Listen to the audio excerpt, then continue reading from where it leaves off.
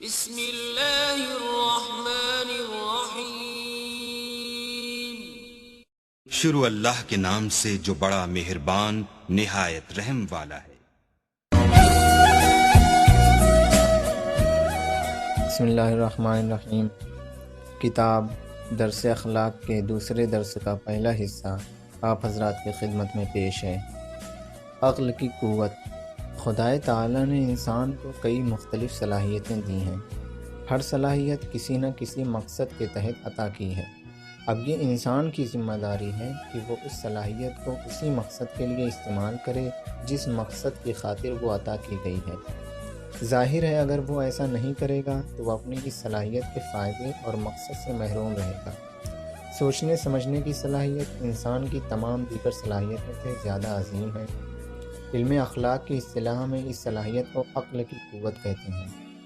انسان کو اسی قوت کی وجہ سے حیوان پر امتیاز حاصل ہے۔ البتہ انسان وقت دیگر حیوانات سے ممتاز ہے جبکہ وہ عقل کی قوت اس کے اصل مقصد میں لگائے۔ اس قوت کا اصل مقصد غور و فکر ہے۔ اپنی ذات پر غور و فکر، اپنی ابتدا اور انتہا پر غور و فکر، اپنے خالق کے سلسلے میں غور و فکر، اپنے آخری انجام سے متعلق غور و فکر۔ اگر عقل کی قوت ایسے غور و فکر میں لگائی جائے تو انسان کو وہ سعادت حاصل ہو جاتی ہے جس کے لیے اسے خلق کیا گیا ہے۔ انسان کو سعادت حاصل کرنے کے لیے خلق کیا گیا ہے۔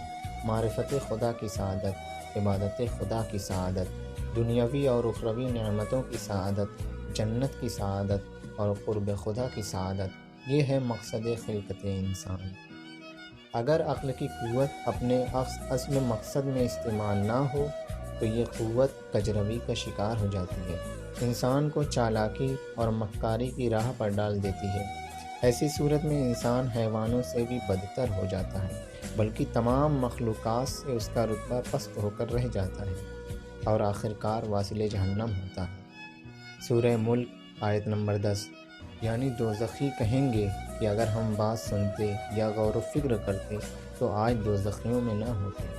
بس انسان کو غور و فکر کرنا چاہیے کہ وہ پہلے کیا تھا۔ خدا نے ایک نجس قطرے کو جمے ہوئے خون میں تبدیل کیا، اس کو سڈول سے لوتھڑے کی شکل دی، اس میں ہڈیوں کا جال بچھایا، پھر ان ہڈیوں پر گوشت کو پروان چڑھایا۔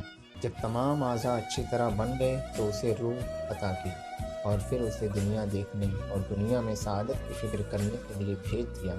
ملاحظہ کیجیے سورہ حج آیت نمبر 5۔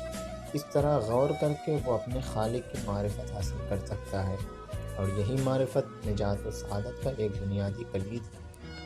خالق و مخلوق۔ انسان کو غور کرنا چاہیے کہ آیا کوئی چیز خود بخود بغیر کسی خالق کے پیدا ہو سکتی ہے؟ عقل یہی جواب دے گی کہ نہیں، ہر مخلوق کے لیے خالق کی ضرورت ہے۔ مرحوم سید ابن طاووس کتاب کشف المحجہ میں فرماتے ہیں، یہ نہ صرف عقل کہتی ہے بلکہ انسان کی فطرت بھی یہ بتاتی ہے کہ ہر مخلوق کا کوئی نہ کوئی خالق ہوتا ہے۔ 2-3 سال کا بچہ اگر بیٹھا ہو اور آپ اس کے پیچھے سے جا کر ہاتھ بڑھائیں اور ایک دلچسپ چیز اس کے سامنے رکھ دیں تو اس چیز کی طرف باقاعدہ متوجہ ہونے سے پہلے وہ 2-3 سال کا بچہ، ناسمجھ بچہ، فطری طور پر پیچھے مڑ کر دیکھے گا کہ یہ چیز لایا کون ہے۔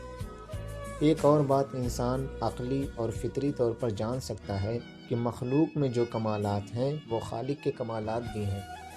یہ نہیں ہو سکتا کہ عقل رکھنے والے انسان کا خالق دانا اور حکیم نہ ہو۔ یہ نہیں ہو سکتا کہ زندگی اور حیات دینے والا خالق محض مادہ ہو اور زندہ نہ ہو۔ یہ نہیں ہو سکتا کہ قدرت و توانائی عطا کرنے والا خالق خود قادر نہ ہو۔ ایک چھوٹی سی گھڑی کو لے لیجئے، اس کی مشین کس طرح باقاعدہ کام کرتی ہے، اسے دیکھ کر ماننا پڑتا ہے کہ گھڑی ایجاد کرنے والا شخص بہت سمجھدار اور عقل والا ہے۔ البتہ اس کی عقل اس کی حد میں ہے۔ اب آپ اس پوری کائنات کو لے لیجئے، باقاعدہ کائنات کا نظام چل رہا ہے، ہر چیز اپنے محور پر درست گردش کر رہی ہے، کوئی ستارہ یا سیارہ زمین سے نہیں ٹکراتا، اور زمین میں بھی انسانی ضرورت کی ہر چیز مناسب مقدار میں موجود ہے۔ ہر چیز ضرورت کے عین مطابق خلق ہوئی ہے۔ اتنا بڑا نظام کائنات لامحدود علم و قدرت کے بغیر نہیں ہو سکتا۔ بس اس کائنات کا خالق لامحدود علم و قدرت رکھتا ہے۔ خود کائنات کی حد اور سرحد انسان نہیں بتا سکتا تو خالق کائنات کی صفات کی کیا حدیں ہوں گی۔ خود بدن کا کارخانہ ایک چلتا پھرتا عجائب گھر ہے۔ سر سے پیر تک انسان اتنے مناسب اعضاء کے ساتھ خلق ہوا ہے کہ ہر ایک کو دیکھ کر تعجب ہوتا ہے۔ صرف باہر سے نہیں بلکہ اندر سے بھی انسان اتنے مناسب انداز میں بنا ہے کہ رگ رگ میں کوئی نہ کوئی مصلحت پوشیدہ ہے۔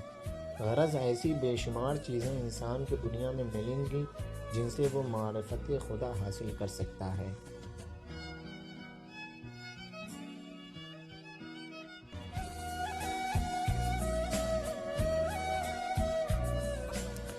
ناخن کی اہمیت۔ ناخن ہی کو لے لیجئے، بظاہر بیکار نظر آتے ہیں، بار بار بڑھ جاتے ہیں تو کاٹنا پڑتا ہے، لیکن یہ بھی بے مقصد نہیں ہے۔ ناخن اگر نہ ہوں تو انسان بھاری چیزیں نہ اٹھا سکے۔ ناخنوں کی وجہ سے انگلیوں کی ہڈیوں کو سہارا ملتا ہے اور انسان بھاری چیز اٹھانے کے قابل بن جاتا ہے۔ آپ ایسے آدمی سے پوچھیں جس کا ناخن اکھڑ چکا ہو، وہ گواہی دے گا کہ بھاری چیز اٹھانے میں اسے دقت ہوتی ہے، اور جس طرح بال بڑھ جاتے ہیں تو کاٹنا پڑتا ہے، اسی طرح ناخن بھی ہیں۔ پسینہ اور پیشاب پاخانہ بھی اسی حکم میں ہے۔ دراصل آدمی جو کچھ کھاتا پیتا ہے تو اس کا کچھ حصہ بدن کا جزو بن جاتا ہے اور باقی حصہ ان مذکورہ چیزوں کی شکل میں خارج ہو جاتا ہے۔ اب ناخن کی شکل میں غذا کا جو حصہ بدن سے خارج ہوتا ہے اس میں بھی مصلحت ہے۔ ناخن یا بال اگر پرانے ہو جائیں تو ٹوٹ جائیں، لیکن اگر اندر سے ابھرتے رہیں اور باہر سے کٹتے رہیں تو ان کی تازگی اس حد تک برقرار رہتی ہے کہ وہ انسان کی ضرورت کے عین مطابق بنے رہتے ہیں اور خوبصورتی بھی باقی رہتی ہے۔